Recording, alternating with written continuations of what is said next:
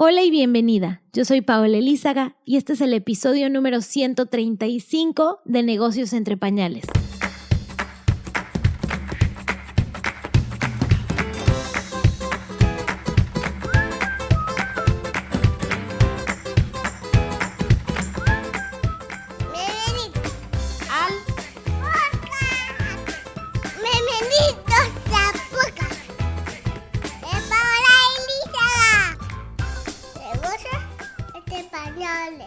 Bienvenida a un episodio más de Negocios entre Pañales. El día de hoy estoy súper emocionada porque vamos a hablar de un tema que a mí en lo personal me apasiona. Si sigues Negocios entre Pañales, sabrás desde que estuve embarazada por primera vez que yo como cosas para el cerebro de los niños, en la casa no usamos televisión, o sea, bueno, un montón de prácticas diarias que tenemos. Y cuando di con Karina Castro, quien es nuestra entrevistada del día de hoy, y leí todo el research que ella hace y todos los fundamentos que le da además a cada parte de sus investigaciones, dije, yo la tengo que tener en el podcast para que la escuchen todas las amigas de Negocios entre Pañales. Entonces, Cari, bienvenida, nos encanta tenerte aquí el día de hoy. Muchas gracias, Paula. La verdad que es un honor y un gusto poder llegar a tantas casas, ¿verdad? Y transformar la vida de tantos niños. 100%, y más en estos momentos que yo creo que es una etapa crucial para la salud mental de nuestros hijos, ¿no? Para darle un poquito de contexto, estamos grabando este episodio a mediados de junio del 2020, en donde en muchos países estamos con los niños en casa, con los niños que están con educación virtual y las mamás con muchas preocupaciones de cómo cuidar y cómo ayudar mejor a nuestros hijos. Entonces creo que tu aporte va a ser increíble. Bueno, muchas gracias. Sí, sin duda la salud mental es ahora la prioridad, pero siempre lo tuvo que haber sido. Entonces yo creo que la pandemia vino a enseñarnos eso y vino a poner sobre la mesa un tema del que no se habla mucho, pero hasta ahora las entidades como la Organización Mundial de la Salud, por ejemplo, o las Naciones Unidas están hablando de ella. Entonces es interesante cómo tiene que pasar una pandemia para que tomemos un tema tan importante, ¿verdad? Claro. ¿Cómo fue que tú te empezaste a interesar por este tema? En realidad, ¿verdad? Cuando hablamos de neuropsicología, siempre hablamos de, diría uno como medicina paliativa. ¿Qué es eso? Habla mucho de estimulación, habla mucho de, bueno, cuando ya los niños nacen con alguna dificultad, atenderlos o inclusive es como ya, bueno, desde el momento en que está el niño, ¿qué puede hacer uno? Sin embargo, el mundo de la salud mental a nivel de investigación es mágico porque nos viene a dar un dato que siempre cuando los cuento a los papás dicen, wow, yo no sabía que era así. Hoy sabemos, gracias a la ciencia, gracias a la investigación que se viene dando y hablando hace más o menos un poco más de 30 años, que toda enfermedad mental que desarrollamos en cualquier momento de nuestra vida se gesta en la infancia. Y eso nos da a nosotros un poder inigualable a nosotros y a cualquier persona que comparta la vida con nuestro hijo. ¿Qué quiero decir con esto? Si yo en mi casa hay genética, qué sé yo, el papá, la mamá, la abuela, ¿verdad? Alguien tiene un trastorno de ansiedad, por ejemplo. Lo que yo haga con mi hijo desde el embarazo hasta los primeros 12 años de vida va a delimitar si mi hijo en algún momento de su vida va a tener un trastorno de ansiedad o no. Entonces, es una medicina preventiva que es invaluable, no solo para uno como padre, sino para los niños también que van a ser adultos, para a nivel gubernamental, ¿verdad? Porque toda enfermedad psiquiátrica dispone de un montón de gastos ¿verdad? Para la familia, para el gobierno, para el sistema de salud, y nadie hace este tipo de medicina preventiva. Entonces dije, no, o sea, los papás tienen que entender la importancia de los primeros años de vida, tienen que entender la importancia de cuidar el cerebro como un órgano prioritario para que funcione el resto de su cuerpo bien y tienen que hacerlo los primeros años de vida, porque si no, no tiene la misma fuerza que si lo hacemos más tarde. Claro. Y así fue como tú, porque primero estudiaste psicología y de ahí ya te especializaste en neuropsicología pediátrica, ¿cierto? En realidad yo tengo 3 maestrías, las 3 son en neuropsicología, pero cada vez más subespecializada. Entonces hice primero una psicología clínica, luego una neuropsicología clínica, que es atención al paciente y evaluación e intervención, y después neuropsicología pediátrica. Entonces, de conocer el cerebro lo conozco en grandes y niños, pero de que me enfoco en niños lo hago porque sé que ahí está el foco del cambio a nivel de sociedad y a nivel de mundo, ¿verdad? Y mis dos libros justamente lo que son es para los niños, para que se enamoren de su cerebro y entiendan cómo cuidarlo a través de un cuento súper divertido, y otro para que los padres entiendan que los primeros años de vida hacen un cambio significativo y lo que podemos hacer. Claro. Yo tengo el de qué puedo hacer yo, el de la guía para cuidar y potenciar el cerebro de los niños. Y si hay algo que me fascinó es esta visión tan práctica que tú das de qué puedes hacer como mamá en cada etapa, ¿no? Para entender que desde el embarazo hay cosas que ya podemos hacer en nuestros hijos. Y creo que es algo clave porque a veces decimos salud mental, pero no sabemos qué hacer en temas de salud mental. Claro, no sabemos qué significa, lo vemos algo muy lejano porque eso es de los profesionales del tema y no es así. Justamente el libro, bueno, yo cuando hablo de cuidar el cerebro siempre hablo de que hay 6 áreas claves, toco en mis cursos virtuales, digamos, y ese libro específico se enfoca en una de esas 6, una sola que se llama estimulación oportuna. Entonces brinda algunos datos relevantes del desarrollo y qué puedo hacer yo justamente, ¿verdad? Desde casa, en un niño de 1 año, si lo que quiero es potenciar su lenguaje o potenciar su motricidad o qué sé yo, potenciar sus habilidades en general cognitivas, si va de 0 a 6 años. Pero lo que es importante entender, por ejemplo, hay una de las investigaciones más fuertes a nivel del desarrollo durante el embarazo que nos hablan de la importancia de el consumo de ácidos grasos. Imagínate que esto es un dato súper importante que desconocemos. Lo que se ha visto es que el periodo crítico de mayor desarrollo del cerebro de los niños es entre más o menos la sexta semana de gestación, 18 días de gestación y entra un pico muy fuerte hasta el sexto año, ¿verdad? Entonces, en el momento, nuestro cerebro, el 30% de nuestro cerebro está constituido de ácidos grasos y uno de esos es el omega 3. Si nuestro cerebro no tiene omega 3, no puede generar las suficientes conexiones neuronales para aprender y para desarrollar su máximo potencial. Y el omega 3 no lo produce nuestro cuerpo, lo tiene que consumir de la alimentación.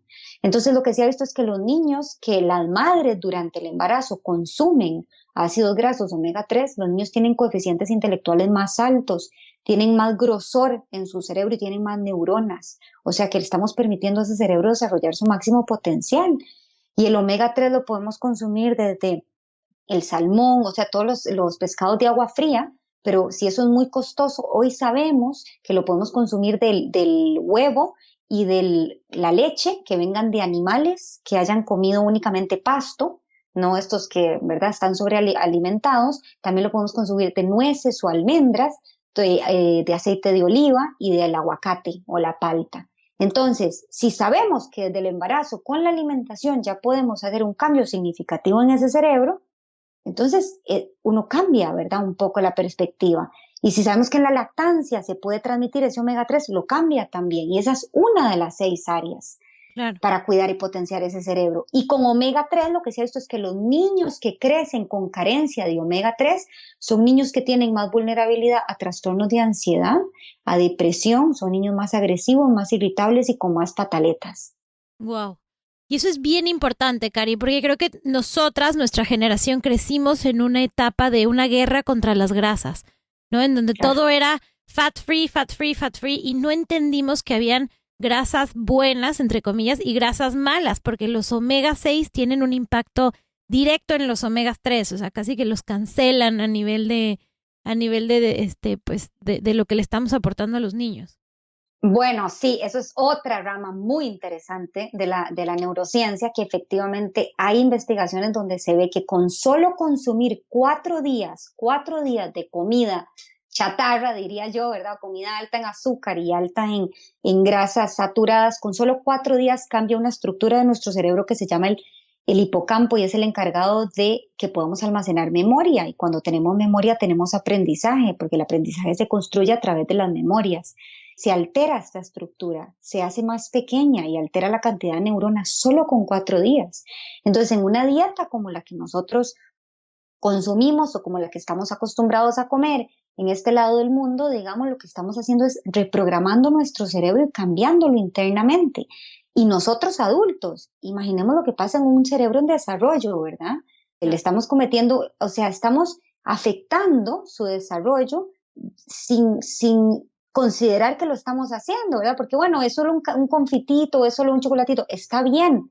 Una vez está bien, de manera balanceada está bien, que yo siempre soy partidaria de que la vida es un balance y que no es que no podemos comer del todo alguna cosa, qué sé yo, alguna comida rápida o no, no es eso, es que si la mayoría de nuestros días entendemos que la alimentación genera un impacto en estos cerebros y que tenemos que priorizar en alguno que otro alimento, entonces los fines de semana nos podemos relajar un poco más y en las fiestas también y permitirle que el niño también disfrute de esos otros momentos. Claro, pero es la excepción, no la regla. Exactamente. Claro. Es la excepción, no la regla, y es la información, porque si yo sé que debo priorizar más en un aceite de oliva una vez que la comida esté cocinada que un aceite de oliva para freír la comida, ya hay una diferencia. Claro, 100%. Entonces yo creo que un cambio bien grande que todos podemos hacer, ¿no? Desde el embarazo, en los primeros años de nuestros hijos, a veces se le da mucha importancia a la fruta y a las verduras y no se les está dando a los niños esas grasitas buenas que tanto necesitan al comienzo. Bueno, las grasitas buenas, pero también la fruta y la verdura, principalmente la fruta, es necesaria en los niños. Y tal vez a veces no se la damos porque, bueno, no le gusta o porque tal vez en casa no comemos, entonces el niño no ve el ejemplo. Pero la fruta tiene fructuosa y el cerebro necesita la glucosa para funcionar. Las neuronas se conectan a través de glucosa. Entonces la fruta me ofrece la mejor fuente de glucosa, que es a través de la fructuosa. Entonces los niños deberían de consumir fruta muchísimo y tampoco le damos una prioridad. Entonces por eso te digo, hay neuroalimentos que son alimentos específicos para potenciar nuestro cerebro, para esas neuronas, por eso neuroalimentos, que si los conocemos, los podemos comprar, los podemos tener en casa, son una opción súper amigable y rica y al mismo tiempo estamos potenciando el cerebro de nuestros hijos. Claro, me encanta eso. Cari, ¿qué otros temas tú ves desde la primera infancia que son fundamentales para la salud mental de nuestros hijos, para las que todavía no han tenido acceso a tu libro? Vamos a ver, si vamos a hablar de las 6 áreas, ¿verdad? Una es estimulación oportuna, que es efectivamente lo que tenés en el libro, que es actividades que se puedan hacer para generar conexiones neuronales, siendo uno una figura de apego, la otra son neuroalimentos, que es lo que acabamos de hablar. Hay una tercera que es clave, que es el sueño como algo sagrado en la familia, no solo para niños, sino para grandes. Hoy se le da muchísima importancia a esto porque se sabe que es el mayor predisponente, digamos, de que no tenga enfermedades psiquiátricas. Pero además de eso, con solo una noche de más dormir, lo sentimos, ¿verdad? O sea, al día siguiente estamos irritables, no nos podemos concentrar bien, tenemos más baja tolerancia a la frustración. Nos pasan cosas en los adultos y a los niños les pasa lo mismo. Y a veces pensamos que, bueno, porque está sobreestimulado, no tiene sueño, a veces nosotros tenemos corridos los horarios siendo adultos porque la tecnología nos ha afectado bastante en eso, y se lo corremos a los niños también. Y cuando dormimos pasan cosas que solo pasan cuando dormimos, como por ejemplo la más importante que creería yo, y es que se limpian las toxinas que acumulamos en nuestro cerebro.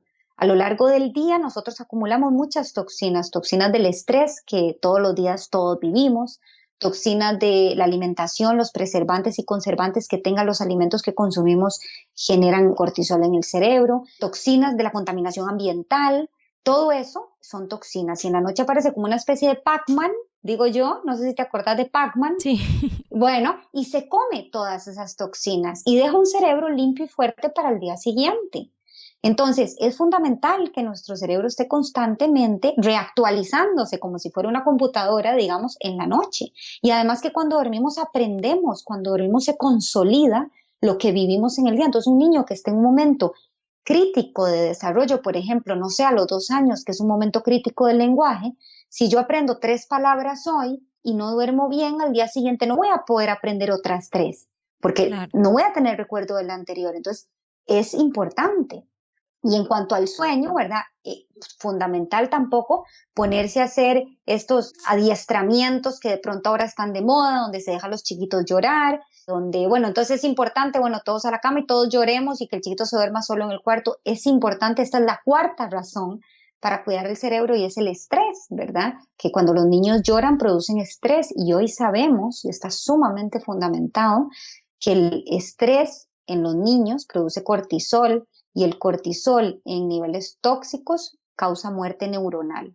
Y si mi hijo tiene muerte neuronal, no tiene la posibilidad de desarrollar su máximo potencial en nada, ¿verdad? Ni en inteligencia, ni en habilidades sociales, ni en habilidades cognitivas, en nada, porque le estoy quitando las neuronas de su cerebro y esto lo Claro. hace el exceso de cortisol. Entonces, la gestión del estrés es fundamental.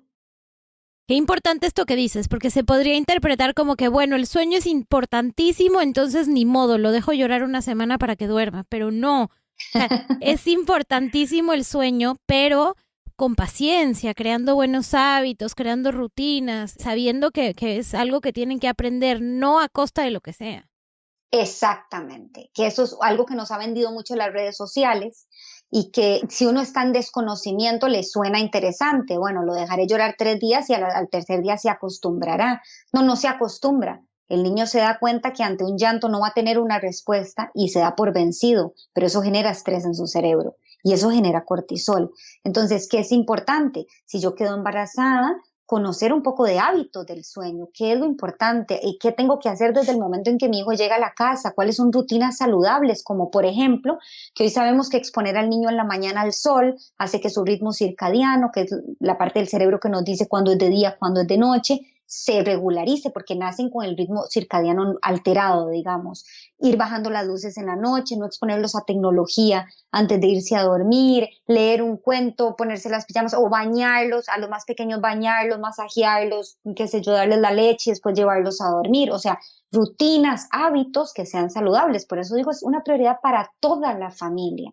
Y al ser una prioridad para toda la familia, nosotros también como padres lo vendemos bien, porque nuestros hijos aprenden de nosotros y compran lo que ven de nosotros. Si nosotros 100%. comemos fruta, claro, si comemos fruta, bueno, yo quiero también. Si tomamos gaseosas, bueno, yo también quiero eso. Si mi papá está esperando o mi mamá están esperando que yo me vaya a dormir porque ya estoy molestando mucho y ellos quieren un tiempito para ellos, no, yo no me quiero dormir, porque lo que quieren es irme a dejar para que ellos se vayan a dormir. Pero si hacen de la rutina del sueño y algo prioridad y me explican lo importante que es y hacen de esto algo amigable, me voy a dormir tranquilo y no me ven sometido a una situación de estrés. Claro, y a mí me encanta tú cómo manejas esto, porque a veces las mamás que somos mamás de tiempo completo, pero que además tenemos un emprendimiento, tendemos a desvelarnos mucho. Y aquí me declaro culpable cuando, sobre todo ahora que tengo poco tiempo para mis proyectos. Y a mí me encantó que a la hora en la que yo hablé contigo para hacer esta entrevista, tú me dijiste, bueno, pero yo puedo a esta hora porque para mí mi prioridad es el sueño y me duermo temprano. O sea, no solamente lo haces con tus hijos, sino contigo, que pues al saber de las neuronas espejo y de todo lo de cómo ellos nos imitan, 100% tiene que ser primero una prioridad de nosotras para podérselo enseñar a ellos y a veces no nos damos cuenta de la importancia de eso.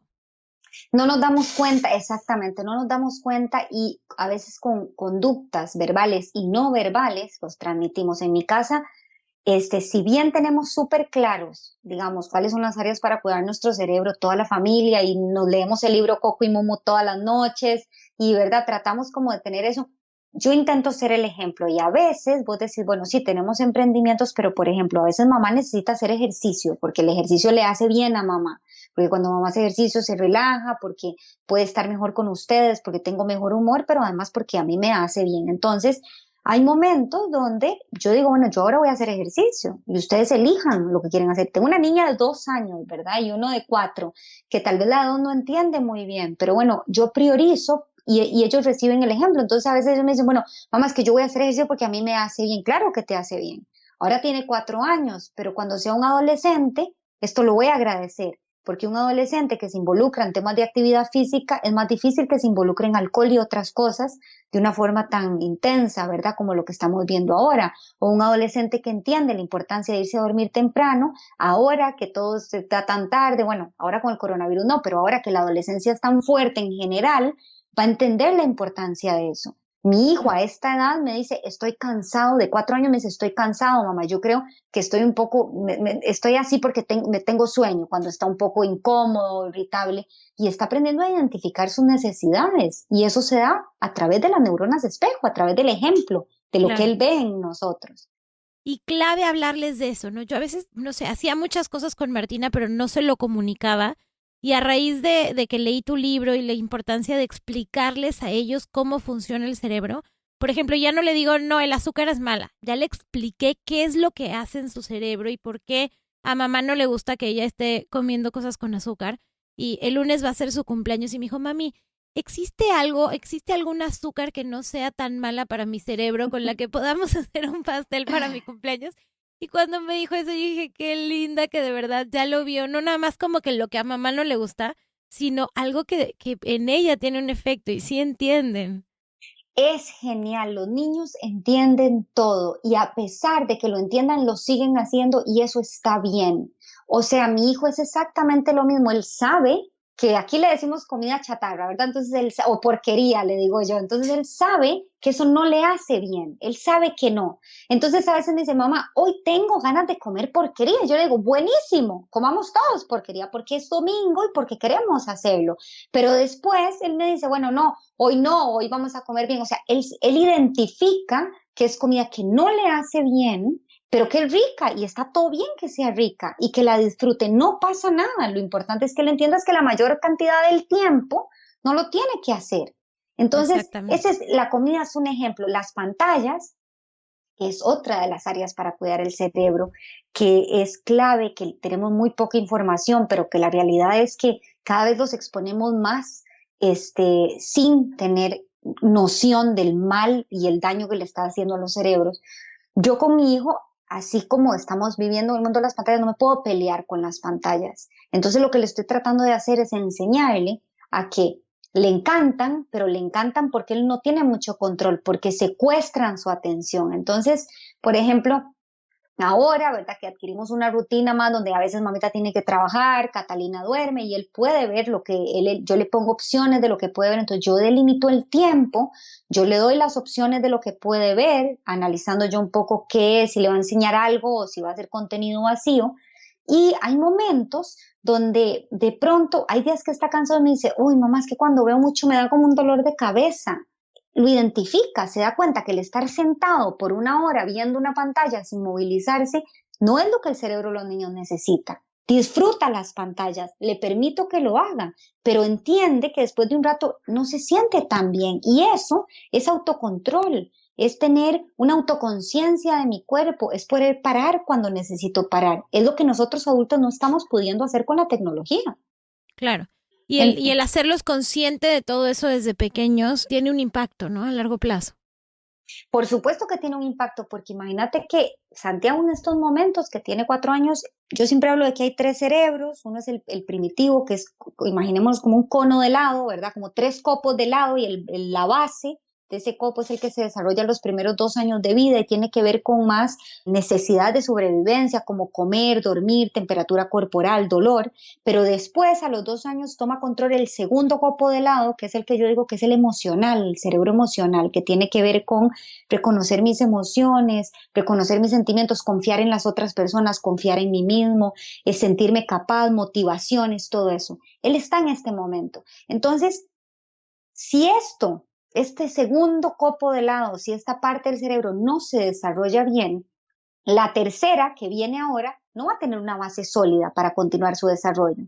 No va a tener pilares fuertes. Si él es un niño inseguro, si él es un niño que tiene dificultad en controlar sus emociones, si es un niño que tiene dificultad en identificar sus propias emociones, ¿verdad? Si yo a veces estoy enojado, en vez de estar enojado, pienso que estoy triste o lloro cuando estoy frustrado, ¿verdad? Y son sentimientos, emociones distintas que podemos expresar de forma distinta. Entonces, si yo en estos momentos estoy aprovechando para enseñarle a él sobre su conciencia corporal, sobre sus sensaciones, sobre sus emociones, sobre sus deseos, aprender a expresarlos y canalizarlos correctamente, el tercer cerebro va a tener dos bases, ¿verdad? Que son las dos copas del lado anteriores que están fuertes, están sólidos y van a permitir un mejor aprendizaje. De lo contrario, no se va a sostener y no hay aprendizaje que se sostenga en bases no sólidas. Claro. Y en todo este juego, en todo este papel más bien, ¿qué rol juega el cortisol? O sea, nos ayuda cuando estamos enfrente de un tigre y tenemos que correr o tenemos que congelarnos, pero hoy no hay tigre y sin embargo cada vez estamos teniendo más y más y más cortisol en nuestra vida diaria y nuestros niños también lo están teniendo. Entonces, ¿cómo es este estrés de los chiquitines y cómo has visto que se está manifestando? Es importante, eso es una buena pregunta porque a veces creemos que los niños no se estresan, ¿verdad? Porque decimos, bueno, ¿de qué va a estar estresado si todo el día juega? O los niños no tienen razón para estresarse. Se estresan igual que los adultos. Las razones son distintas, pero se estresan. Eso es principal. Segundo, lo que se ha visto en las investigaciones y es importante entender es que hay un estrés que es positivo, ¿verdad? Cuando uno a nivel de neurociencia habla de estrés, lo que quiere decir es lo que pasa en el cuerpo. ¿Qué pasa en el cuerpo cuando nos estresamos? Tenemos un aumento de la frecuencia cardíaca, un aumento de la presión arterial y producimos cortisol, ¿ok? Entonces, hay estrés que es estrés positivo. Es el que nos pasa a nosotros justamente cuando nos está persiguiendo un toro, como decís vos, ¿verdad? O sea, nos está persiguiendo, automáticamente producimos estrés porque tenemos que salvar nuestra vida y ese estrés nos genera la fuerza y la velocidad para salir corriendo para que el toro no nos persiga. Pero en el momento en que se desaparece el toro, ya está. Tenemos que volver a nuestro estado basal, digámoslo así, a un estado de relajación, de no estrés. Ahora, con los niños es lo mismo, qué sé yo, estoy llorando porque mi mamá se fue y tengo angustia por separación, pero bueno, en un momento determinado viene alguien, me agarra, me atiende. Ese momento de estrés fue donde canalicé mi temor, el que tenía, pero bueno, me calmé, estoy tranquilo, vuelvo a mi estado. Ahora, lo que se está viendo a nivel de neurociencia es que lo que está pasando ahora con la pandemia está generando que todo el día estamos estresados y todos los días. Entonces, el cerebro está constantemente produciendo cortisol y estamos constantemente con la presión arterial alta y con la frecuencia cardíaca alterada. Entonces, tenemos exceso de cortisol. ¿Qué le produce estrés a los niños? Los cambios de rutina, ver a los papás estresados es la primera fuente de estrés para todos los niños. El no estar viendo sus figuras, digamos, rutinarias, sean las que sean.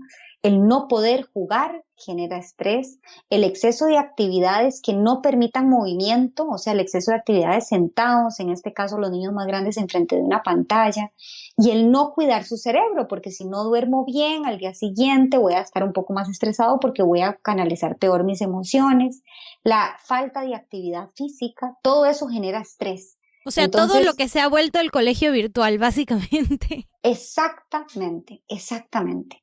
Exactamente eso es lo que está pasando. Entonces los niños están Wow. tratando de aprender en un contexto en el que tienen un cerebro completamente saturado de cortisol y lo que estamos haciendo es un daño que a mediano y a largo plazo vamos a ver un aumento significativo de trastornos psiquiátricos, porque esto es insostenible a lo largo del tiempo. Wow. Claro, y es algo que por darle prioridad a la salud física, que además, pues, no sé por qué, porque sabemos que los niños son quienes más bajo tienen el riesgo del virus, pero por darle prioridad al tema de la salud física, se ha descuidado su salud mental. Yo no sé si, o sea, yo creo que en su momento se le tuvo que haber dado prioridad a la salud física y todavía sigue siendo, porque hay obviamente muchas personas que son vulnerables, ¿verdad? Y creo que los niños pueden transmitirlo de una forma muy fácil, porque, ¿verdad? Se tocan mucho, no mantienen las medidas de distanciamiento y son niños. Ahora, creo que el error ha estado de lo que tiene que ver con la parte educativa, ¿verdad? Las entidades gubernamentales que tienen que ver con la parte educativa, esperar agarrar un currículum académico que estaba de manera presencial y llevarlo a un formato online. Creo que fue el primer error. Lo que debieron de haber hecho no solo modificarlo, sino priorizar en salud mental. O sea, yo le puedo pedir a un niño que haga actividad física en su casa, yo le puedo pedir a un niño que mantenga hábitos alimenticios, yo le puedo pedir a un niño que se duerma temprano. Todo lo que yo estoy diciendo lo pueden hacer en la casa. Pero al tener un exceso de demandas académicas, los niños que ya están en edades, digamos que la escolarización es obligatoria, no lo están haciendo, están tratando de rendir con todo lo que se les está demandando. Entonces, creo que el problema viene de entidades gubernamentales y después el segundo problema viene de padres que tal vez desconocen esta información y lo que están esperando es que sus hijos sigan teniendo la misma respuesta, que el colegio, si es un colegio privado, digamos, siga dando la misma demanda porque quieren al niño más inteligente y no se están dando cuenta que se están llevando la salud mental de su hijo, digamos, de la trasera y no se están dando cuenta.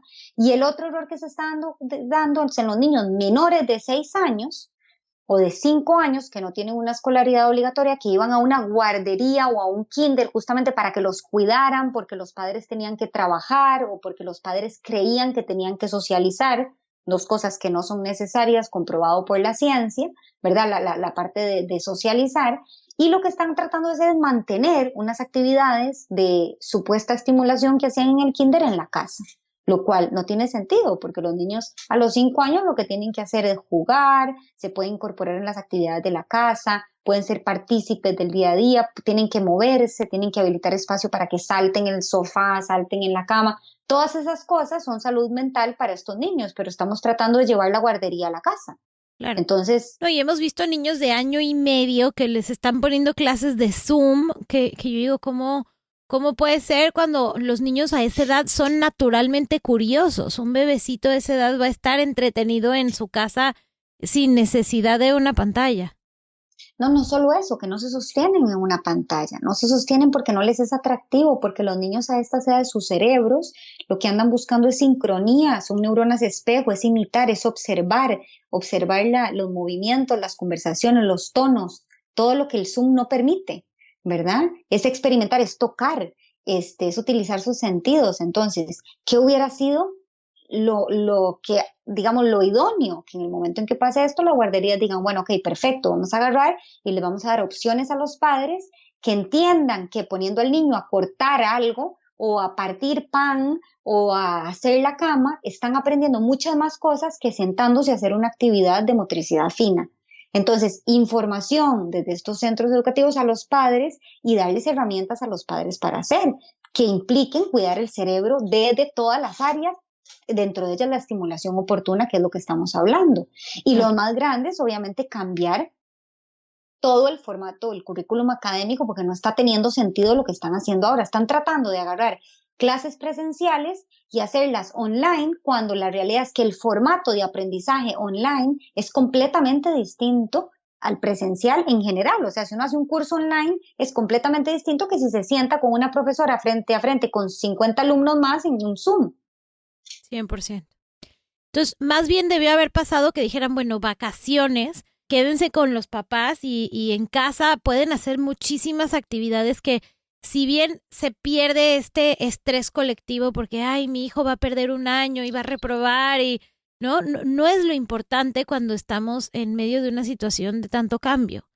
Mira, Paola, no sé si vacaciones, creería que lo que se tuvo que haber hecho es, ok, vamos a priorizar en la salud mental de todos estos niños. Eso es lo que yo hubiera hecho. Claro. En este momento vamos a vivir una situación de crisis, de estrés, los papás muchos van a perder trabajo, va a haber una situación complicada. ¿Cómo van a salir de aquí estos niños? ¿Qué impacto van a tener estos niños en la sociedad del futuro? Muchísimos van a tener una repercusión súper negativa en la economía de los países, porque estamos hablando de trastornos psiquiátricos que le cuestan muchísimo al gobierno. Entonces, si yo desde el momento en que pasa eso digo, ok, vamos a preservar en estos niños, no en su aprendizaje académico, sino en el aprendizaje sobre su cerebro, sobre su salud mental. Vamos a priorizar en eso, vamos a hacer campañas importantes sobre eso, y que de pronto en las escuelas empiecen a utilizar la creatividad que usaron para poner todo online, pero que empiecen a usar esa misma creatividad para utilizar la plataforma online para que se vean entre amigos, para que socialicen, para que pasen un buen momento, para que tal vez hagan proyectos en casa relacionados a su cerebro, a investigar sobre su cerebro, sobre cómo cuidarlo, para que pongan en práctica en su casa los proyectos que están haciendo, pero que implique un poquito de computadora, muchísimo aprendizaje y todo lo que tiene que ver con salud mental. Claro, y cambiarlo por completo, no lo que decías al comienzo, no adaptar el currículum de la clase a la casa. Exactamente. Eso es lo que tuvieron que haber hecho desde ahora. Ahora, es lo que están planteando ahora a raíz de algunos vivos. Me han contactado algunas entidades gubernamentales de algunos países porque dicen, bueno, sí, pero es que no sabemos ni por dónde empezar, ¿verdad? Están un poco confundidos. Sin embargo, o sea, creo que la disposición está. Sin embargo, hasta que no tomen decisiones, yo creo que los padres somos los que tenemos que tomar decisiones. Yo te doy mi ejemplo. La escuela de mi hijo no ha hecho, así máximo ha hecho 2 reuniones o 3 por Zoom con sus compañeros. No, yo le ofrezco, le pregunto, no le interesa, no la hace. ¿Para qué la va a hacer? Si lo que hacen son cosas que no tienen sentido, él no le interesa, él no se conecta, las actividades que hay que hacer yo las hago con él, le divierten, hablamos de sus compañeritos que en algún momento los va a ver, él está tranquilo, no está pasando por ninguna situación de angustia y de estrés. Entonces, eso es lo que hay que hacer, hay que priorizar en ellos y uno como padre empoderarse. no tiene una edad en la que tenga que estar en la escuela, no tiene una escolaridad obligatoria en este momento, yo elijo la salud mental de mi hijo y yo Claro. elijo lo que voy a hacer por él. Y si es una escolaridad obligatoria, bueno, empezar a cuestionar un poco a las entidades que me están mandando este exceso de materia. Claro. Y creo que también aquí las que tenemos hijos de primera infancia podemos darnos ese lujo, ¿no? O ese privilegio de saber que tu hijo está mejor en actividades de la casa o está tranquilo, puede estar entretenido. De pronto acá el estrés viene también para las que ya tienen que tener hijos en edad escolarizada obligatoriamente y los papás que no pueden tener ese tiempo de dedicarle a los niños para cambiarle las actividades y en vez de que sea con pantallas, que sea de una forma más didáctica. Claro, es que ese es el otro mito que he visto mucho en redes sociales y es que yo tengo que estar disponible para mi hijo todo el día para que se desarrolle correctamente, digamos. Y eso no es cierto tampoco. Imagínate que lo que se ha visto en investigación es que si queremos disminuir la cantidad de cortisol en su cerebro, o sea, reducir el estrés y al mismo tiempo crear un apego seguro, únicamente con 30 minutos al día que yo haga una atención enfocada en este niño, digamos, o sea, que yo deje mi celular de lado, que deje todas las distracciones de lado y me ponga a jugar exactamente lo que él quiere. Solamente esos 30 minutos ya van a hacer lo que hay que hacer. ¿Qué puede hacer el resto del día? Jugar, buscar soluciones, solo, aburrirse. Claro, juego libre, que sean curiosos, que inventen, Que sean curiosos, ponerles una caja, que sean parte del día a día. Nosotros en la casa tenemos que limpiar, tenemos que cocinar, tenemos que hacer, involucrarlos en eso.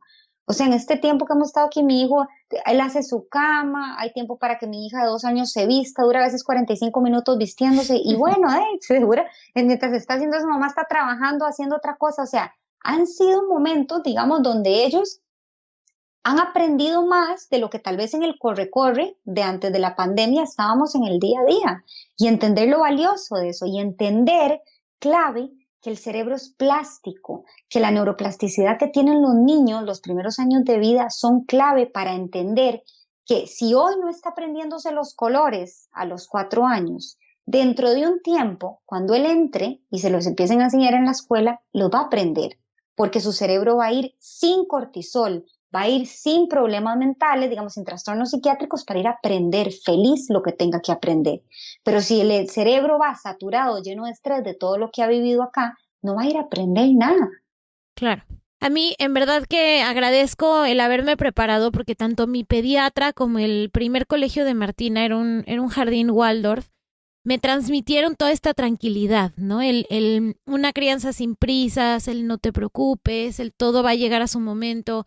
Y de verdad que caí en blandito, como le digo a mi esposo, o sea, crecí, de verdad que tuvimos muy buena asesoría al comienzo, pero veo que ahí afuera el mundo está al revés, como que este es el momento de bombardearlos con información y casi como si el tren se fuera a ir y si no le metiste todo lo que tenías a los vagones, pues ya nunca más se lo vas a meter.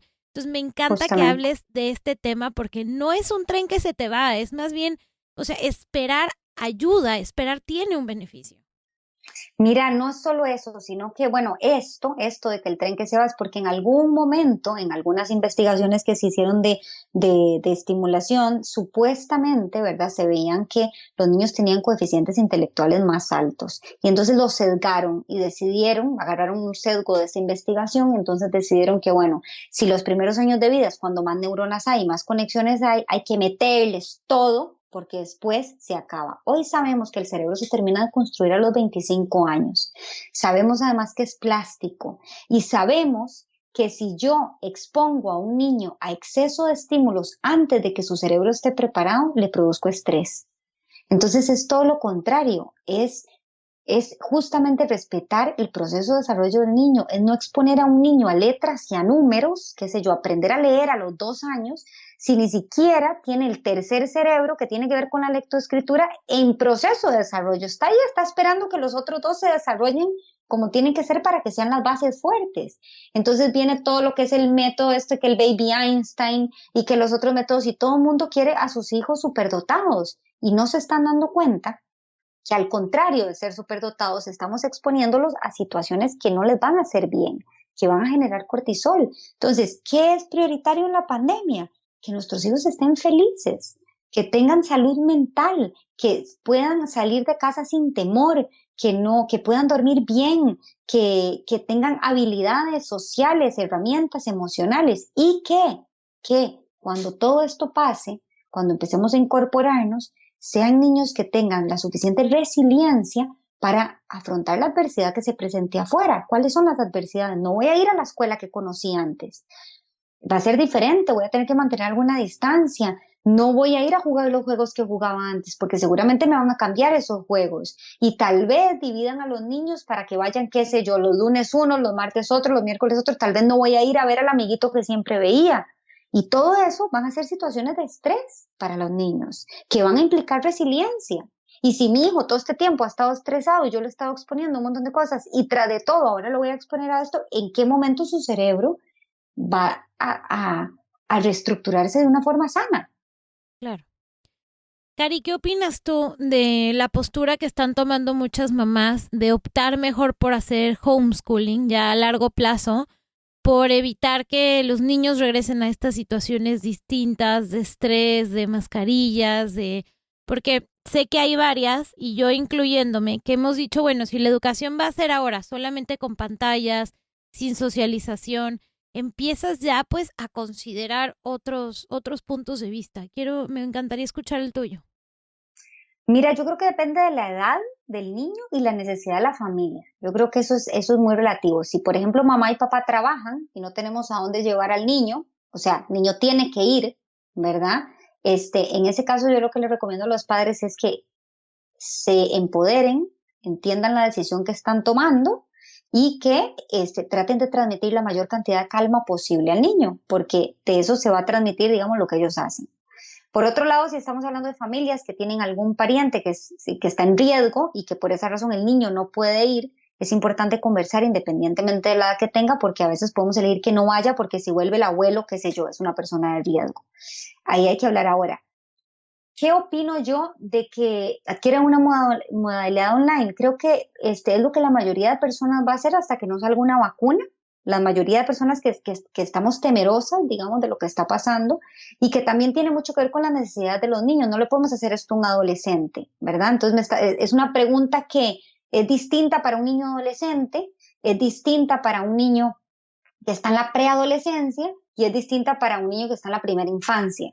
Lo que creo es que independientemente de la decisión que se tome, la modalidad no tiene que ser la misma. Nos tenemos que asegurar que no es que están agarrando las clases presenciales y llevarlas a formato online, sino que tiene que ser algo diferente que incluya, qué sé yo, videos, menos tiempo expuesto a las pantallas, menos cantidad de personas reunidas, proyectos para realizar en casa. O sea, tiene que ser una modalidad que realmente sea online, ¿verdad? No lo que estamos haciendo ahora, Claro. que es pasarlo presencial a algo Zoom. Y las modalidades online tienen que ser profesionales capacitados en el tema y obviamente el currículum tiene que cambiar, porque no podemos transmitir la misma cantidad de información de manera presencial con 8 horas en la escuela que de manera virtual en casa. Claro. Entonces, si eligen eso, asegurarse que realmente es una modalidad online y que cumple con objetivos, ¿verdad? Para que mi niño aprenda lo mínimo, lo básico que necesita, que se establece por las entidades gubernamentales, pero que al mismo tiempo tenga calidad de vida y que no esté sobreexpuesto a las pantallas y todos los riesgos que implican, no solo para la vista, sino que para el cerebro. Claro. Y por otro lado, considerar que sí, que la socialización en cualquier edad, es fundamental en los niños que van a la escuela. Las habilidades sociales se desarrollan a través de la socialización, todo lo que tiene que ver con empatía, con control de impulso, regulación emocional, y que todo esto va a sopesar en este momento. Y que es importante darnos cuenta que es algo que va a pasar, digamos, es inherente a nuestras capacidades en este momento, porque aunque vayan a la escuela, van a socializar distinto y van a haber un montón de otras variables, y que lo mejor que podemos hacer es estar bien cerquita de nuestros hijos, comunicarnos bastante y observar cómo están socializando a través de los medios de las redes sociales, porque esa es la forma en la que están socializando ahora. Y considerar que obviamente no es lo mismo lo que se dicen a través de redes sociales que no. ¿Por qué? Te voy a dar un ejemplo. Un niño qué sé yo, de 8 años está peleando con otro y le dice, ay, es que sos un tonto, ¿verdad? Y el otro, qué sé yo, le va a pegar o va a ir a decirle a la maestra o qué sé yo, va a tomar alguna decisión. Y eso es un aprendizaje importante de habilidades sociales. Estoy diciendo algo, hay una acción, hay una reacción, posiblemente hay una consecuencia y eso me enseña en la vida. En este momento yo a través de redes sociales puedo decir, sos un tonto y no va a pasar nada.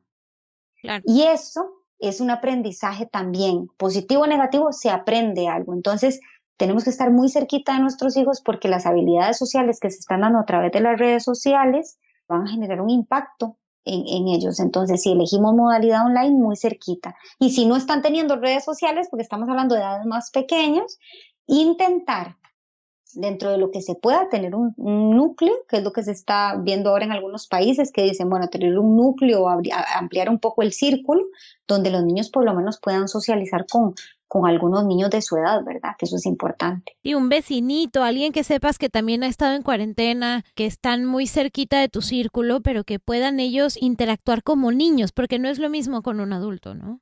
Exactamente, exactamente. Procurar que dentro de las posibilidades y conforme esto va modificándose, digamos, que tengan esa posibilidad los niños, porque es fundamental que interactúen con niños de su edad. Cari, y por último, una pregunta que nos han hecho mucho en redes, que nos han contado las mamás, es que todo este tema del aprendizaje virtual, lo que más está afectando es la relación mamá-hijo, ¿no? Porque ahora mamá se convirtió en la mala, en la que pone la pantalla, en la que dice la asistencia, en la que pide las tareas, y entonces está empezando a haber como mucho estrés en esta relación.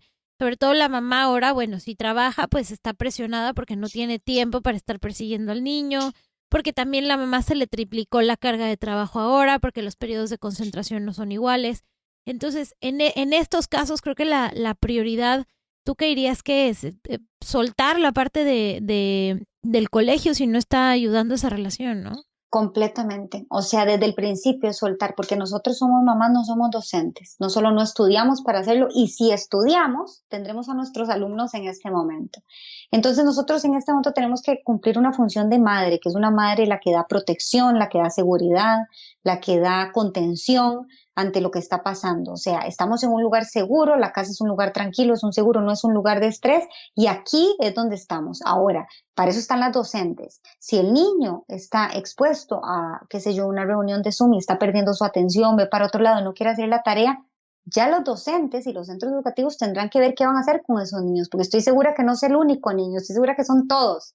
Estoy segura que en una reunión por Zoom algunos estarán navegando en internet, otros estarán viendo al ciprés, otros estarán dormidos, y todas las mamás están ahí luchando, pero eso es responsabilidad de los centros académicos. Por eso te digo, formato online implica cambiar, no el currículum tal vez, pero sí cambiar la forma en la que lo están haciendo. No es agarrar las clases presenciales y hacerlas online, y que las mamás sean las que estén pendientes de si pone atención, si hace las tareas y si manda todo. Los niños tienen que hacerlo, y si no lo hacen, las profesoras tienen que ver por qué no lo están haciendo y tienen que modificar esto.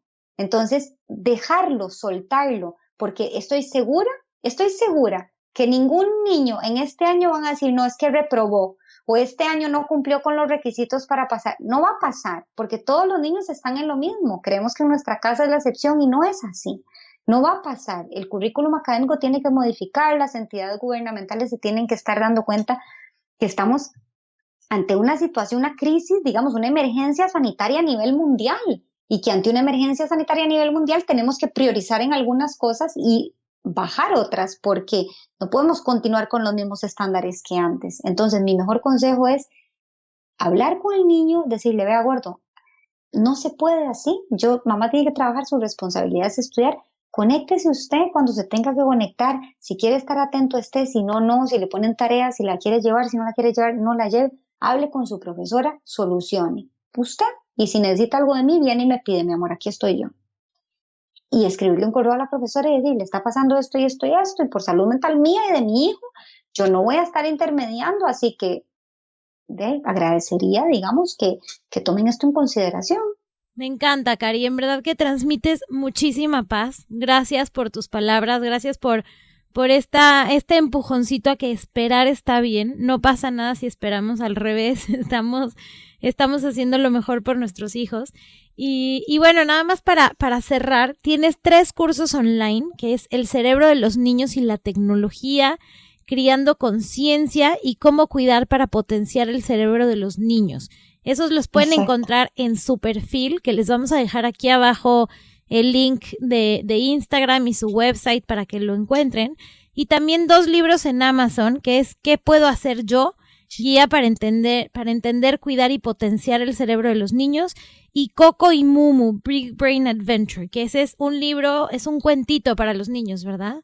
Sí, ese es un cuento para niños de 2 años en adelante.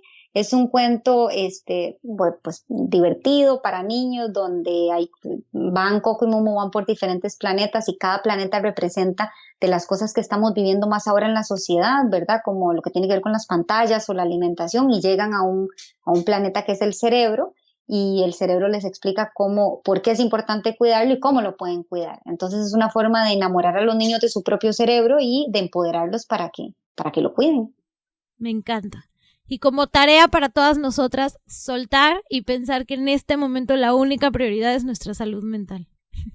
Y la de nuestros hijos. Claro, la de nuestros hijos y la nuestra, 100%. Exacto. Te 100%. agradezco mucho más bien, Paula, por el espacio y por difundir esta información que creo que es fundamental, no solo para el bienestar de los niños, de los padres, sino que también para la sociedad. Gracias, Cari. Un abrazo muy grandote. Igualmente, que estés bien. Hasta luego.